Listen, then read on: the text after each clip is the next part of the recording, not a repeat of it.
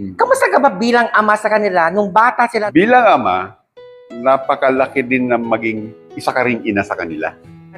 Bakit Hong Kong? Bakit hindi Bakit dito sa kami- Pinas? Kasi yung attachment nyo sa medyo malayo. Pero mahirap yung dinaanan din ng anak ko kasi abang malayo ako, baka isipin nila pera lang. Yeah. Hindi. Para sa kanila lahat. Para sa kanila lahat yan. Oo. Kasi matagal din naman nila ako nakasama eh. Ang ganda ng pagdidisiplina nyo, mag-asawa sa mga anak mo kasi nagmamano sila, magalang. Talaga nakikita ko na hindi nawawala yung respeto nila sa kanilang kapwa. Paano ka ba pinalaki ni Mami at saka ni Daddy? Okay, Daddy na lang kasi Father's Day ngayon, no? Father's Day, Oo, okay. yung relasyon mo kay Father, paano kanya pinalaki? Ang tatay natin kasi, pagka kinausap ako niyan, huwag mong kakalimutan lagi na ang paa mo nakaapak sa lupa. Alam natin na sobrang stricto ni Father, no? At saka ikaw yung pinakamaraming oras na na-spend sa kanya kasi bata pala kami nung nawalay na siya sa amin. Ako lagi yung kasama niya eh. Little Mayor nga ang tawag sa akin dahil nakaupo ako lagi sa session niya sa tabi. Ang isa pa sa mahirap na trabaho nila, yung laging bukas ang pintuan ni Daddy sa bahay. Napansin ko yun. Oo. Kasi araw-araw. kaya hindi lang tayo ang pamilya niya eh. Oo. Isa siyang ama ng bayan talaga. Yes. Lahat takbuhan siya. Okay. Gusto mo ba maging ama ng bayan din? Oo o hindi? Ha? So, paano niyo pinagtibay yung relasyon na yun for 31 years? Alam mo, sa isang relasyon, hindi pwedeng masaya lagi. Oo. Hindi pwede yun. Kailangan kasi yan, talagang may drama. Ang importante talaga sa isang relasyon namin, yung respeto talaga. Oo. Kung ano yung kultura mo at kultura ko, igalang mo. Oo. Tatakbo ka ba o hindi?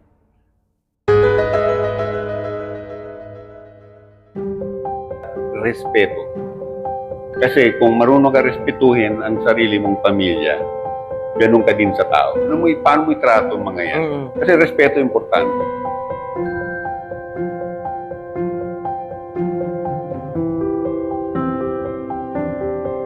Welcome to DNA! We have a special guest, inspirational story, kasi Father's Day ngayon. Our special guest, Kuya Alain Dupaya! Hi, Kuya!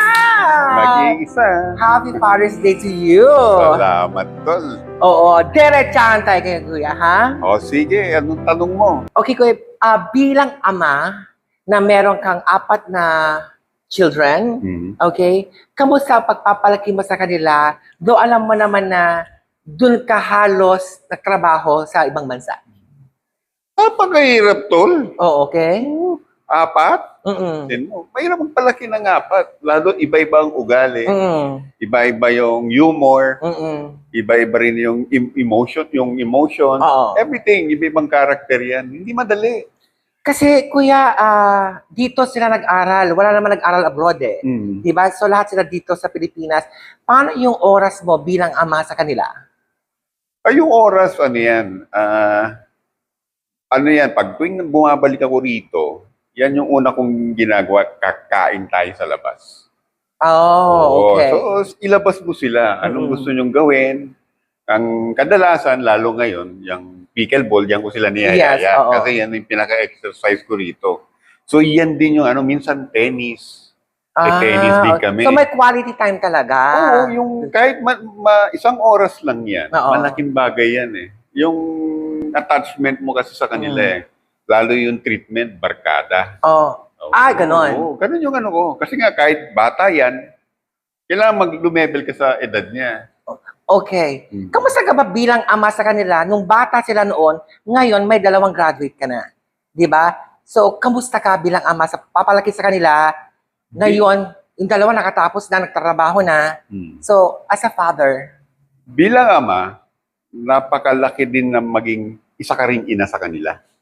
Oo, kasi hindi naman pwede si Mrs. lang. Okay. Ang hirap na nagpaluwal na siya, Oo. tapos siya lang mag-aalaga, hindi pwede yun. Ay. So kahit si Mrs., para rin bata sa akin yan. Oo. Ako nag-aalaga sa kanila. Ako nagpapaligo. Ako yung nagpapaligo ng mga bata, nagpapadede. Isipin mo, gigising ng every 30 minutes. Oo. Alam nga si Mrs. lang. Ay. Oo, ako din, ganun din. Kasi maaawa ka eh, kawawa eh. Ilagay ko yung sarili ko sa asawa ko. Mm-mm. Iba. Sabi ko, kawawa ang babae. Kaya nga doon ko na-realize, sa anin tayo, Mm-mm. si mami. Oo. O, isipin mo yung gano'ng kahirap yun. Oo nga. Hindi madali yun. Mm-mm. Alam nga naman sabihin nila, ang lalaki, puro pasarap. Di ba? Correct. Yun, Oo nga. baon ka na ng baon, tapos iwanan mo lang sa ano, Oo. di ba? Ay, alam mo naman natin, ang generation nun, ganun eh. Mm-mm. Ngayon, kasi nga ako, nakita ko, so, iba talaga. Pag ngayon, yung mga itong nakagraduate yung dala, isang achievement. Yes. So, masarap yung pakiramdam, lalo yung may ano sila, may honor. Yeah. Wow. O, di ba? Yung, alam mo yung mataas ang grades. Yes. Sarap ng pakiramdam. Pero kamusta kuya, no? Bakit Hong Kong? Bakit hindi Bakit dito sa kami- Pinas? Kasi yung attachment nyo sa ano, medyo malayo, kahit meron na tayong social media, still na para iba yung oras. Siyempre, ano pa rin, ang una natin kasi inuuna natin yung, hindi dahil sa trabaho lang. Mm-mm. Siyempre, nandun na yung aming bread and butter. Yes. Kumbaga, dyan na rin kami tumikid, dyan kami naghahanap buhay. Yan din yung pampatustos ko sa kanilang pag-aaral. Inisip Yan na rin mo ang ako future nila. Yung kinabukasan. Pero mahirap yung dinaanan din ng anak ko kasi abang malayo ako, baka isipin nila pera lang. Yeah. Hindi. Para sa kanila lahat. Para sa kanila lahat yan. Oo. Kasi matagal din naman nila ako nakasama eh. Mm-mm. Pinapaliwanag ko lahat. Lahat Oo. yan, i-explain mo sa kanila. Tapos habang ano yan, i-guide mo habang may, tulad niyan, bakasyon. Yes. Papupuntahin mo sa Hong Kong. Kahit nagtatrabaho ako, kahit sa gabi, kinakausap ko sila. Pagdating ko ng trabaho, kakausapin ko, kamusta? Ano na nangyari, anong ginawa niyo buong araw? Hindi pwede yung sabihin mo lang na pagdating mo, kain ka, Oo. manonood ka. Meron bang pagsisisi? Kung Wala. bakit? Ay, wala. Yung hirap, lagi kasi yan eh, normal sa tao yung defense mechanism kasi nila lagi yung pagsisisi. Oo, kasi Pero kung- sana sa Pinas na lang. Oo. Ano yung oras ko? Pag iniisip mo yan lagi, wala. Talagang yung relationship, wala. Yan yung lagi mo tatanggalin sa isang pamilya. Wala, tiwala lagi. Oo. Laging tiwala. Yun yung importante. Yun yung susi sa lahat. Yes. Tapos, the best sa lahat yan, uunahin mo lagi yung sa itaas. Oo. Oo, kung sino may gawa sa inyo. So, ang ganda ng pagdidisiplina nyo, mag-asawa sa mga anak mo kasi nagmamano sila, magalang. Talaga nakikita ko na hindi nawawala yung respeto nila sa kanilang kapwa. Sa lahat hindi lang sa kamag-anak. Yan naman talaga yung kultura ng pamilya, tol. Yes. Yung respeto. Oo. Kinagisnan sa atin, kinagisnan din sa asawa ko, Yes. sa kabila. Oo. So, iyan yung unang tinuro, yung paggalang. Pero mahirap na, hindi ko masabing yung mahirap na, no? Kasi nga, unang-una, ang mga bata ngayon, nagtatanong bakit. Oo. Unfair. Sila lang, puro ganyan yan eh. Oo. Kasi nga, tulad ko, ako, magulang. Pag ako yung nagsasalita sa kanila, mahaba. Oo. Kasi Weng, lumihikab na yan pag ako yung nag-explain. Oo. Yung mga anak ko naman, makikinig.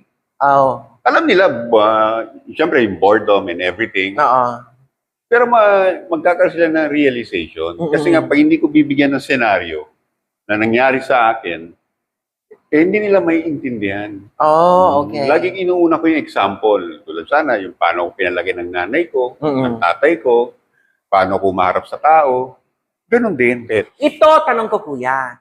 Paano ka ba pinalaki ni mami at saka ni daddy? Okay, daddy na lang kasi Father's Day ngayon, no? Father's Day, Oo, okay. yung relasyon mo kay father, paano kanya pinalaki? Ang tatay natin kasi, pagka kinausap ako niyan, huwag mong kakalimutan lagi na ang paa mo nakaapak sa lupa. Okay. Iyan ang unang-una niyang talagang inano niya sa ano ko yan. Kumbaga sa utak ko, sa bunbunan, talagang yan yung inano niya. Na hindi tayo nagsimula na meron. Oo. Yung anong nakikita mo ngayon, Galing sa hindi ano yan. hard work. Hindi may hangganan yan. Yeah. Laging ano yan. Kasi nga, may mga negosyo siya, on and off. Dahil nga sa Oo. yung kinalalagyan natin nung panahon na yun, hindi naman yung negosyong tulad nung kinalalagyan nila noong talaga nung Panahon nila. kalakasan nila. Yes, oo. Yung panahon naman natin, iba na yun eh. Oo. O, talagang ang dami itinuro ni Erpat. Kasi alam natin na sobrang stricto ni Father, no? At saka ikaw yung pinakamaraming oras na na-spend sa kanya kasi bata pa lang kami nung, nung Ako nawalay na lagi siya sa amin. Ako Oo. lagi yung kasama niya eh. Little Oo. Mayor nga ang tawag sa akin dahil nakaupo ako lagi sa session niya, sa tabi. So nakikinig lang ako. Kahit anong hirap ng Ilocano, pagka napapansin ko yan, may mga pinagtatalunan sila. Iba kasi dati. Oo. May presiding officer ngayon, yung vice mayor. Noon hindi, mayor ang umaharap. Okay. O, kausap lahat. Tapos nasa isang lamesa kayo nakamahaba. Long table talaga. Oo. So nakaupo yan. Maano ka kasi nga may secretary si Daddy. May ano siya, nakaupo dyan eh. Hindi ko na nga lang maalala yung mga pili, pero mukhang inchik yun na taga-Bagong Bayan. Oo. O tukala na. Talagang sinusulat niya. So, isa yan sa mga natutunan mo sa kanya? Oo, kasi ganito pala ang trabaho nila. Hindi rin madali Tapos, ang isa pa sa mahirap na trabaho nila, yung laging bukas ang pintuan ni Daddy sa bahay. Napansin ko yun. Oo. Kasi araw-araw. kaya hindi lang tayo ang pamilya niya eh. Oo. Isa siyang ama ng bayan talaga. Yes. Lahat takbuhan siya. Oo. Kung may namatay, may magkasakit, lahat siya. Iba si Erpat. Oo. O, kaya sabi ko, di ko alam kung sino na nga yung pamilya niya eh. Kasi nga, isa na siyang ama ng bayan. Takbuhan pa siya ng mga tao. Talagang naging patas siya. Dahil nabanggit mo ama ng bayan, kuya, di ba? So, wala ka ba naiisip na susunod sa yapak sa ganito? O kasi nga sila nasa dugo, sabi nga nila, ang politika. So, sa ngayon, kasi parang nakikita ko, oo, maano ka sa tao. Pero yung dugo ba na dumadaloy sa'yo, sa politika, nandyan pa din o wala na? Hindi naman mawawala yun eh. Kaya nga tayo minsan maraming opinion. Yes. Maraming Kasi sabi nga nila, wala naman ako experience. Oo. Wala naman akong alam. Yan yung nakikita kasi nila eh. Bakit sila ba nung tumakbo sila? Nung una silang umupo, may alam ba sila? Okay. Ayan yung laging pinagkakyan yung sa mga kampanya. Yung ganyan. Kami, sanay na. Hindi yun. Ako, ang nakita ko sa tatay ko, yung serbisyo. Okay. Kaya lang siya, alam mo naman ang panahon nun, iba. Galing sa sarili niyang bulsa, ang tulong niya. Ngayon, ginagamit gobyerno. Oo. Which is yun yung tama. Hindi ko sinasabing may mali. Okay. Yun yung tama. Parang ginagawa ni Vico. Pero gamitin nyo sa tamang lugar yung buwis na binigay namin. Oo. Kasi karapatan ng tao yun eh. Oo. Pero mag-isip din naman yung iba. Yung hindi nagbabayad ng buwis na kala mo kung sino nagsasalita. Mahirap yun. Okay. Diba? Hindi yung kailangan nasa tama ka, nasa lugar ka. Siyempre, importante ngayon lalo sa generation. Factual. Oo. Hindi pwedeng opinion ka lang. Kasi iba nung panahon opinion Ngayon kasi, dahil sa mga social media, Oo. kailangan sa lugar. Kaya nga hindi ka lang pwede magsalita na, yan, purako dyan, magkanako. Mahirap. Oo. Ayan, yumaman yan dahil sa pulis. Yeah. Hindi mo na masasabi ngayon Yes. yan. Oo. Importante dyan yung ebidensya, saan siya nanggaling. Siyempre, yung tao, alam yan wala kang magagawa kung sino yung gusto nila. Diba? Sila pa rin ang Dahil nabanggit mo nga, kuya, yung maging ama ng bayan. Okay? Gusto mo ba maging ama ng bayan din? Oo o hindi? Isang mabilis na, oo, siyempre. Oo. Iba rin yung, ko na yun pride ko yun. Oo. Darating man yung panahon na yun. Dahil ba dito sa pinanggalingan ni Father Dear, kaya gusto mo sundin ay yapak o ito ay parang dinidikta ng puso mo? Isa na rin yung gusto ko yung pagbabago na Okay. dinidikta lagi sa akin. Kasi nga, nagre-reklamo ako sa serbisyo ng gobyerno. Oo. Masyado napakahaba ng proseso. Kung itong maaayos mo, bagamat hindi ganun kadali Oo.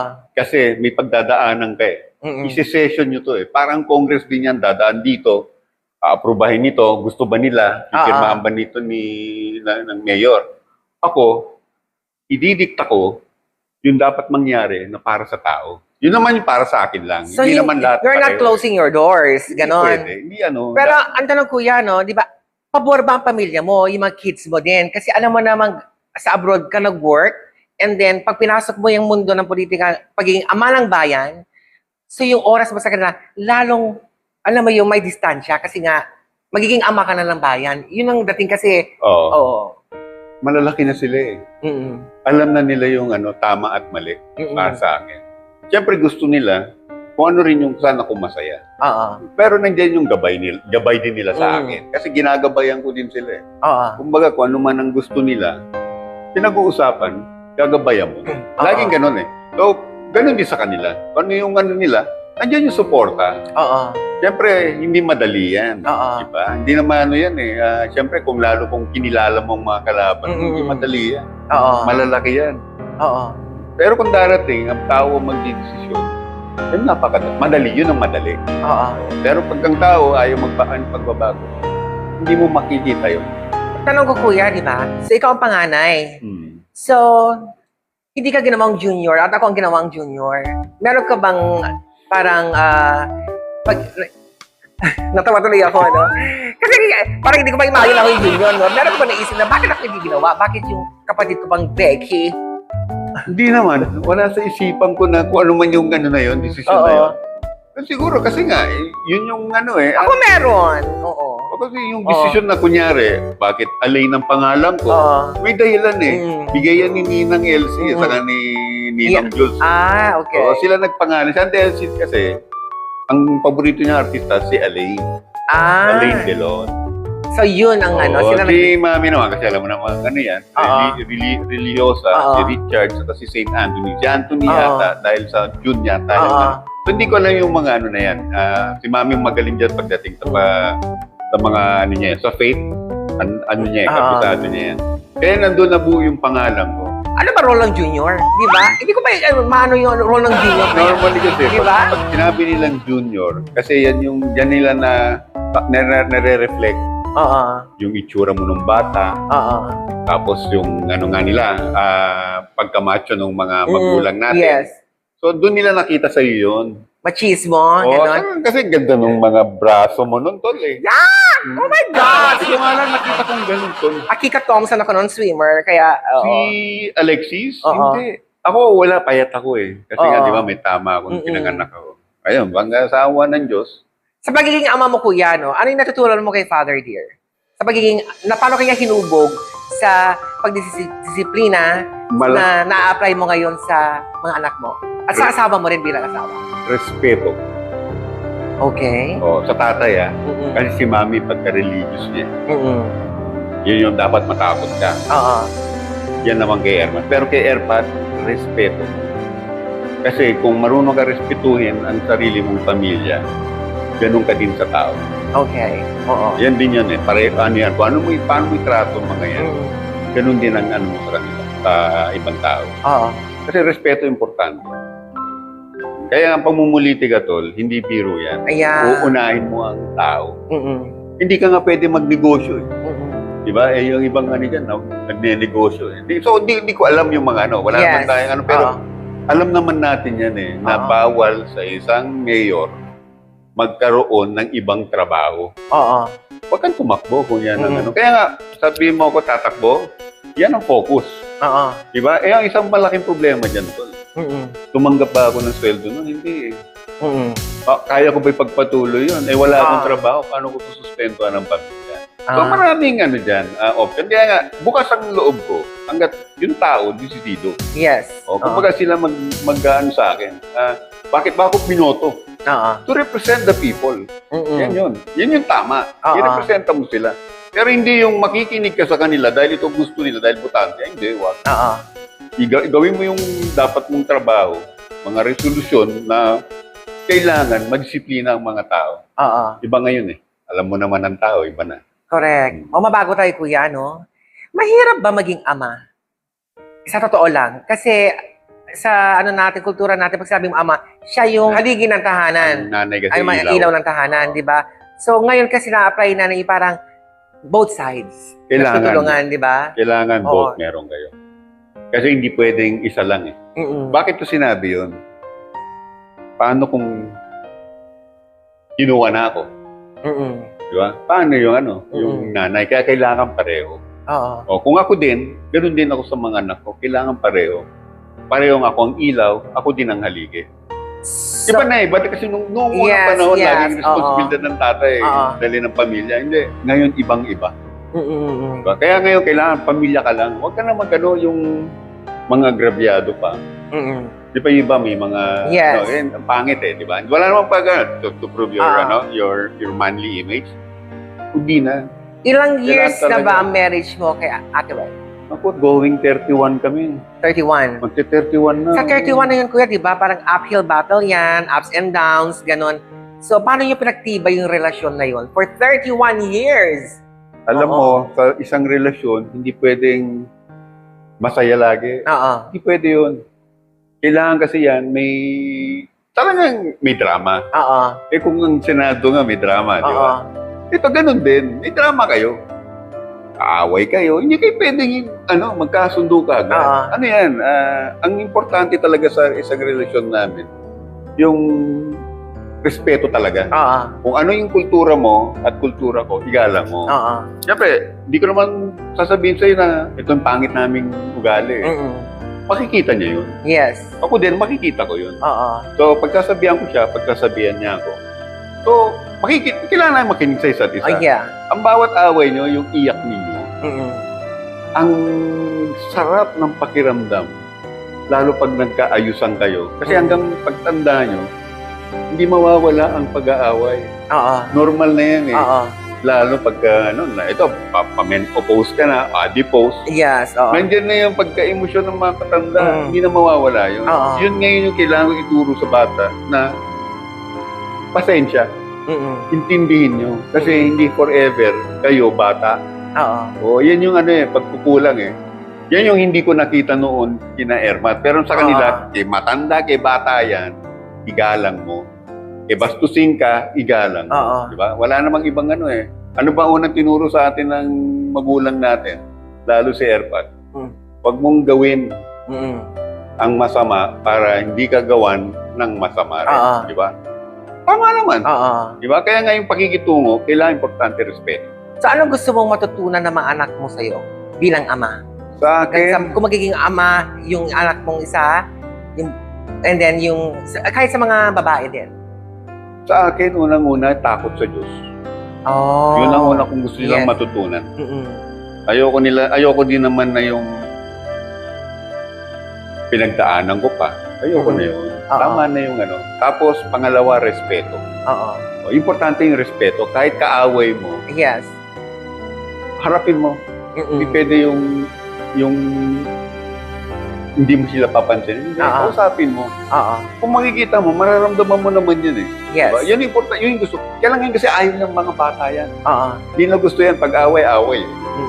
Yung sabi mo civil, hindi ganun ng mga bata ngayon, di ba? Pag bastos, iwasan mo. Yun naman yung inano. Pag hindi nyo gusto, iwasan nyo. Yes. Kayo na yung lumayo.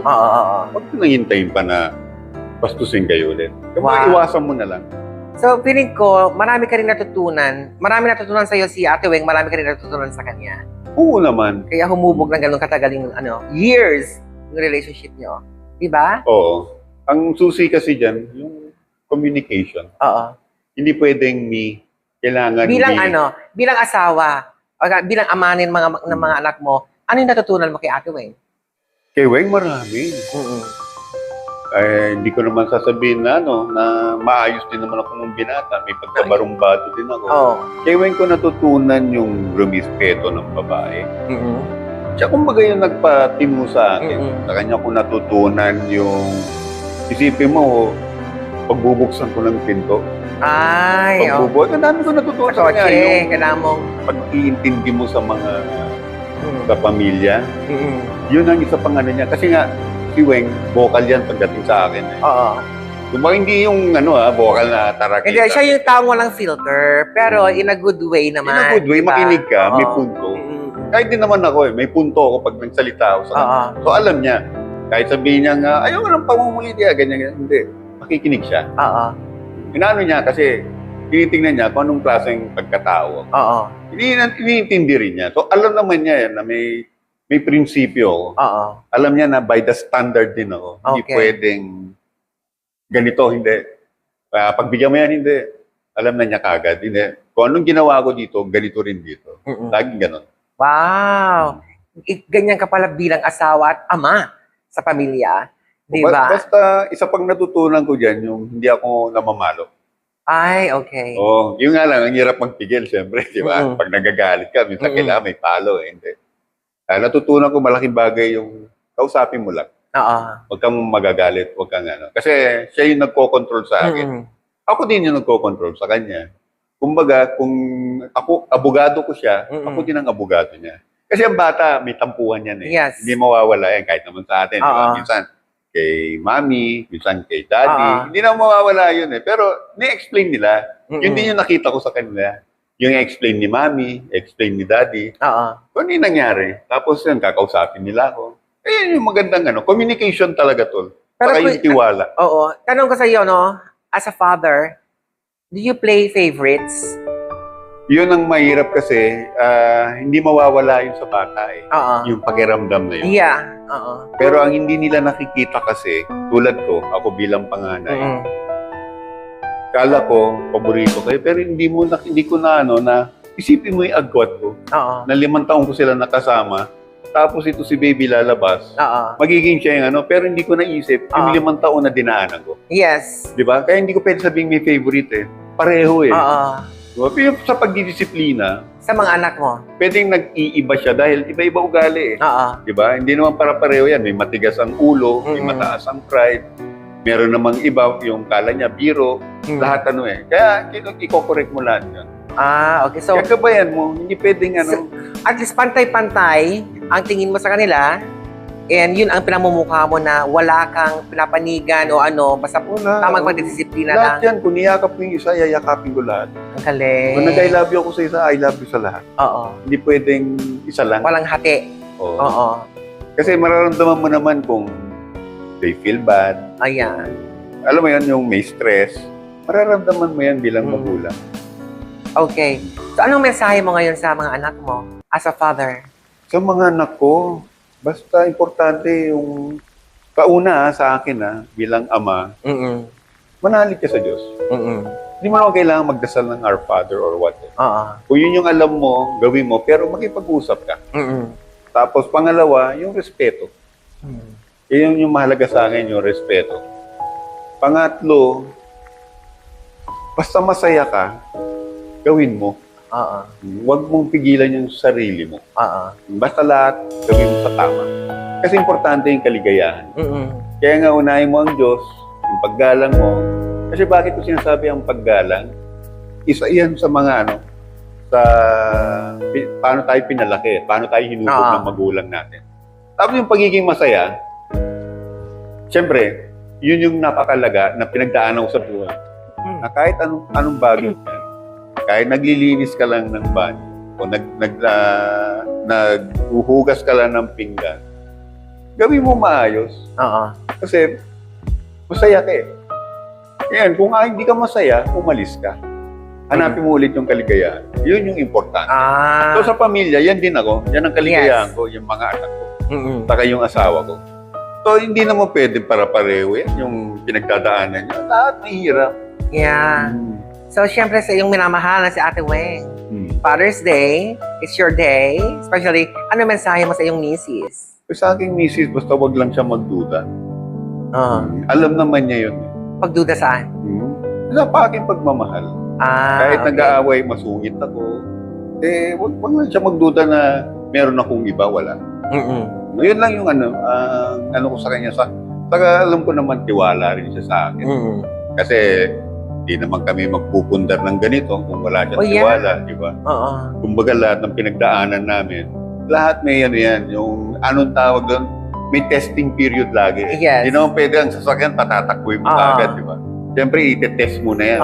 Quality control. Ganun din yung pamilya. So, may pagdadaanan kayo, yung pagsubok na hindi pwede mawala. Kasama yun. So, hanggang sa maging quality yan. Ayan, yun. Yan. Bakit siyempre, sa pagtanda, nag-iiba. Nagbabago, iba pa yung bata. Siguro madadaanan din nila ng mga bata yan. Yan yung gusto ko lang namang matutunan din ng mga anak ko. Yung pagdadaanan nila, maging lesson. Kumbaga, charge it to experience. Yes. Ayan.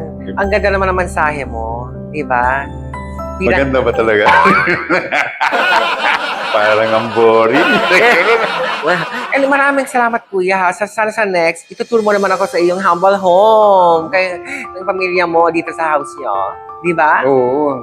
Baka nga pala, bago natin makalimutan yung naglinis ng ano natin. Yes! Oo, sa Gamit mat natin. cleaning. Ayan. The mat cleaning. Ang galing ng pagka-ano nila. Kasi ito, na-stock to for several months. Oo. Di ba? Parang ano, Nasa box lang siya and inalikabukan na. And then medyo may discoloration na nangyayari. Pero na-vacuum nila, nalinis nila itong sofa na sobrang brand new ang dating. Oh, talagang inaayos nila. Talagang maayos, pati pagpapatuyo. Yes. Kasama lahat. Oo. Ang galing nga nung ano nila, kompleto sila ng gamit. So, hindi lang naman sila naglilinis ng sofa, pero naglilinis din sila ng buong bahay. Yes. Maganda yung kanilang trabaho. Pinakita naman nila kahapon. Ayan, makikita niyo po yan sa screen. Mat cleaning. Mat cleaning po. Ayan. Tawagan niyo po. Ilalagay rin po namin ang kanilang mobile number. So, for you to reach them out. Yes. Anyway, thank you, Kuya. Salamat. Welcome to DNA na naman. Dahil, Kuya, masyadong tayo seryoso, medyo naman meron tayong katuwaan lang ng mga tanong. Okay, handa ka na ba? Parang takot ako sa tanong na yan, tol. Go, go, go! Parang delikado yun. O, sige. Sige Ito, na. Kuya. Ano yan? Lights on, lights off. On and off. Kaya lang, isa lang on. On. O, sige. Payat o mataba? Payat. Talaga? Okay. Maluwag o masikip? Masikip. Oy, ganun ba? Dapat nga makipot sinabi mo. Mas gusto ko makipot. Ay, kung masikip, baka sa ibang butas na yun. Oo. Pero makipot dapat kasi matanda na eh. Oh, bata o matanda? Siyempre matanda. Ay. Oy, ano ko naman. So talagang mahilig ka sa mga gurang. Oh, siyempre. O sa gurang, Makipot nga eh. sa gurang na si Ate Weng. Kiss! Okay. So next, labas or pasok? Pasok. Ayoko nang labas. Kaya nga nakaapat eh. Okay. So, maliit o mahaba? Maliit. Maliit. Nakaapat eh. Maliit. Sige, matanong ko si Ate Weng yan. Okay. Basa or tuyo? Boy, tuyo na ngayon. Tuyo na ngayon. Yan ang importante. Tuyo na ngayon. Yes, okay na naman. May mga ano naman tayo dyan. Papadulas. Di ba? Okay. Top or bottom? Siyempre, iba yung top. Top. Hindi ka na, Pagkatangihin ako tol eh. Pag ako Hindi ka botomesa? Top na lang ako. okay. Tatakbo ka ba o hindi? Oh, pwede ba yun? Oh. Ano yun? Oo o hindi. Oo. Oh. Oo. Oo. Ay, talaga. Okay. So ngayon, ako si Elaine at ako ay... Ay, sabihin ko ba si Rena? Huwag ka relasyon!